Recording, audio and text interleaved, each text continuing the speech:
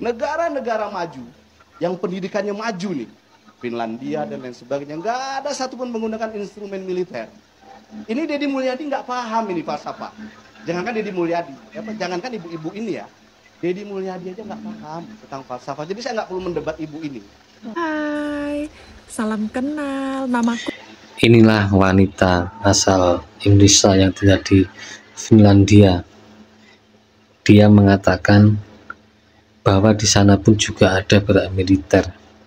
Yuk kita simak aja lah apa penjelasannya. Diana, aku warga Indonesia yang tinggal di Finlandia, teman-teman. Info, Finlandia itu adalah negara dengan pendidikan terbaik nomor 1 di dunia, cinta. Nah, guys, jadi aku somehow TikTok itu ngasih FYP banyak banget tentang pembahasan video sebelumnya, yaitu tentang kebijakan Gubernur Jawa Barat yang mengirimkan anak-anak nakal ke barak, ya kan? Militer. Terus di statement yang aku bikin video di depan itu si bapak berbaju kuning, ya maaf ya Pak ya, bapaknya itu bilang, nggak apa-apa Mbak, contoh negara-negara maju ya, seperti itu. Finlandia, begitu. Kebetulan aku tinggal di Finlandia, cinta. Jadi si bapak ini bilang kalau di negara maju itu nggak ada tuh anak nakal yang dikirim ke barak militer, cinta. Nah, pertanyaan saya, Bapak tahu dari mana? Apakah Bapak sudah melakukan survei? Apakah Bapak sudah ngecek di Finlandia itu seperti apa mengurusi anak-anak nakal? Begitu ya Pak ya. Di sini saya mau bantu menjawab Pak. Kebetulan saya kerja di TK. Nah, kebetulan kedua, TK saya itu satu gedung dengan sekolah anak-anak yang nakal ini. Jadi mungkin namanya berbeda, bukan barak militer. Tapi di sini tuh namanya adalah kayak family center gitu, ada bahasa Finlandianya sendiri. Nah, family center ini sistemnya kurang lebih sama, cuma nggak diajarkan kayak di Indonesia kan, diajarkan untuk baris berbaris menjadi kayak wajib militer ya. Nah, itu nggak kayak gitu, cuman caranya kurang lebih sama mirip lah. Jadi itu khusus untuk anak-anak yang bandel, yang nggak mau sekolah, anak-anak yang suka tawuran dan lain sebagainya, samalah kayak di situ gitu ya. Tuh dengerin tuh Pak Adel, jangan syukur ngomong aja kalau nggak tahu kenyataannya. Enak aja ngomong aja kayak gitu. Atau anak-anak yang sudah ini kebiasaan mengkonsumsi minuman yang tidak seharusnya, yang di bawah umur, terus untuk anak-anak yang udah kecanduan gitu kan sama barang-barang yang dilarang gitu, itu akan dimasukkan ke situ, cinta. Begitu. Jadi sistemnya sama, dia akan dimasukkan ke dalam sekolah ini dan dia pun menginap di situ. Jadi dia tidak tinggal dengan keluarganya, tapi dia dimasukkan ke dalam situ.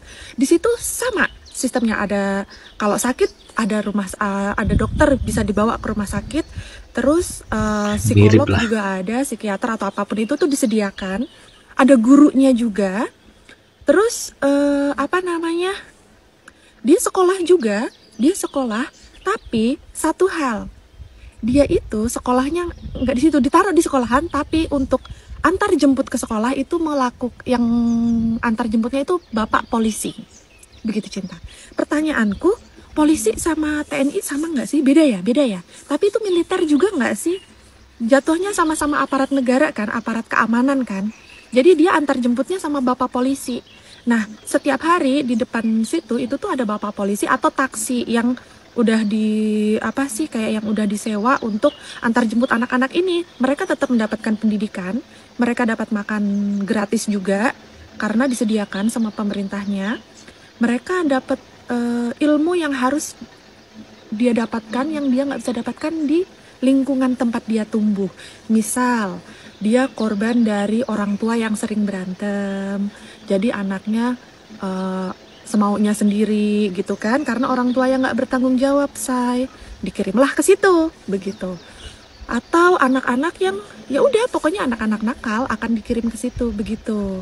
Jadi prosesnya sama, sistemnya kurang lebih sama. Terus selain menjadi negara maju dengan pendidikan terbaik nomor 1 di dunia, Finlandia juga menjadi negara paling bahagia nomor 1 di dunia selama 8 tahun berturut-turut cinta. Kenapa? Karena ya sistemnya bagus, warganya sejahtera. Kenapa? Karena pemerintah kita menyediakan tempatnya, menyediakan layanan untuk masyarakat yang membutuhkan bantuan. Dalam hal ini ya anak-anak yang butuh bantuan, begitu. Jadi secara nggak langsung di sini aku mau bilang kepada Gubernur Jawa Barat, Bapak hebat karena sudah menerapkan sistem yang ada di sini, dibawa ke Indonesia, negara kita tercinta, begitu. Jadi untuk aku pribadi, aku bukan masyarakat Jawa Barat, aku adalah orang Sumatera yang tinggal di Finlandia. Jadi nggak ada urusan sangkut paut dengan politik. Aku hanya ingin ngasih tahu, menginformasikan kalau sistem itu tuh luar biasa, hebat. Jadi kalau bilang hak asasi dan lain sebagainya, aku kurang paham.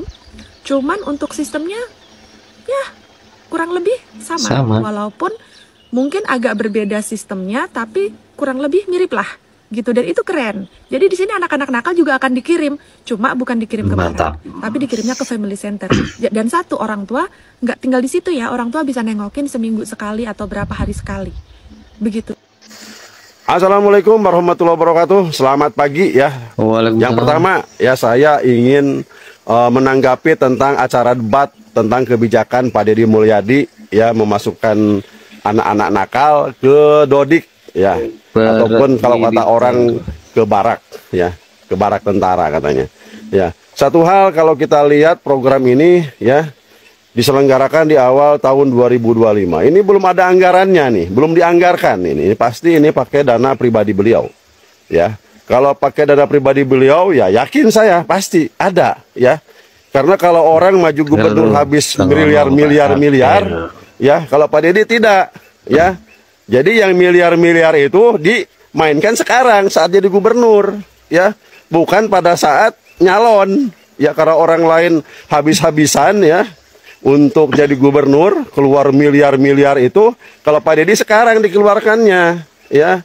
Itu yang pertama. Yang kedua, saya tergelitik hati saya ya, masalah ucapan dari Pak Adel nih ya, yang kontra sama kegiatan beliau. Dia menyampaikan bahwa kegiatan itu hanya mengakomodir keinginan gubernur dan orang tua, tidak mengakomodir keinginan anak. Ini anak nakal, bos ya, bukan anak-anak yang biasa. Anak nakal itu maunya bolos ya, maunya tawuran ya, maunya gangguin cewek-cewek itu ya, maunya tidak kerjakan PR ya, maunya ngelawan sama guru, ngelawan sama orang tuanya, maunya dan lain-lain ya. Nih borokokok itu anak nakal itu. Jadi harus dirubah supaya dia mencintai dirinya, keluarga dan bangsanya.